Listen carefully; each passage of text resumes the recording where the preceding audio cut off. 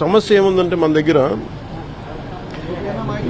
వేసిన pipe lines నే మళ్ళీ వీళ్ళు సరిగ్గా ఫ్లో లేదు. డిజైనింగ్ లోపాలు చాలా ఉన్నాయి.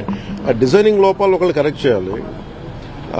అలాగే మనం ఒక నిమిషం, అలాగే డిజైనింగ్ లోపాలతో పాటు ముఖ్యంగా ఏంటంటే ఈ వాటర్ ప్రెషర్ ఒకటి సరిపోవట్లేదు. ప్రతి ఒక్కరు ఇండివిజువల్ హౌసెస్ వాళ్ళు ఓన్ మన మోటార్లు పెట్టి లాగేస్తా ఉన్నారు. మిగతా ముందుకెళ్లే వాళ్ళకి రావట్లేదు, కొంచెం హైట్ లో ఉండే వాళ్ళకి రావట్లేదు. ఇవన్నీ చాలా పారామీటర్స్ కన్సిడర్ చేసి మనం భవిష్యత్తుకు ఆలోచించాలి. అందుకని వీటి మీద నేను ముందు నుంచి రివ్యూస్ చేస్తున్నప్పుడు నేను ప్రతిసారి ఇదే చూస్తా ఉన్నాను.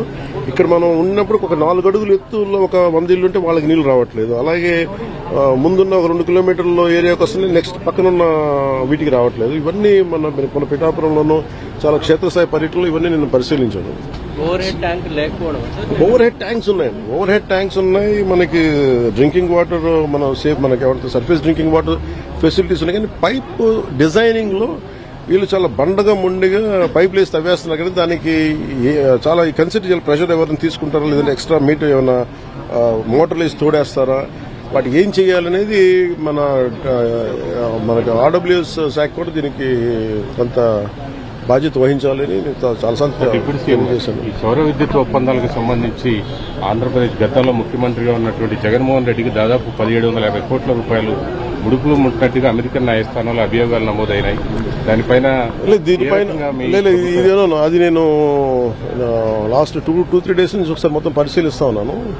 ఒకసారి మన ముఖ్యమంత్రి గారితో మాట్లాడి దీని మీద కలిసి సమిష్టిగా ఒక నిర్ణయం మన అభిప్రాయం అన్నిటి మీద ఉన్నాయి డిమాండ్స్. వీటన్ని పరిశీలించి దాని వెల్కమ్ దీనికి తెలియజేస్తాను, మా అభిప్రాయం తెలియజేస్తాను. రాష్ట్రంలో రోజుకు కుంభకోణం బయటపడతాం. ఈ రోజు మళ్ళీ తిరిగి కడప ఎయిర్పోర్ట్ సంబంధించి 150 కోట్లు, అట్లనే అంతకుముందు శ్రీకాకుళం జిల్లాలో కానీ అంటే సమోసాలకే 9 కోట్లు, అలా కాదండి, సమోసాలకే 9 కోట్లు అనుకున్నప్పుడు ఇవన్నీ మనం చూడాలి. అంటే ఇది అంటే చాలా బాధ్యతారాహిత్యం, భయాలు లేవు, పారదర్శకత లేదు, అకౌంటబిలిటీ లేదు. ఇవన్నిటికీ వీఆర్ పేయింగ్ ద ప్రైజ్. ఇదేంటి భవిష్యత్తులో ఇలాంటి పునరావృతం కాకుండా చూడాలి.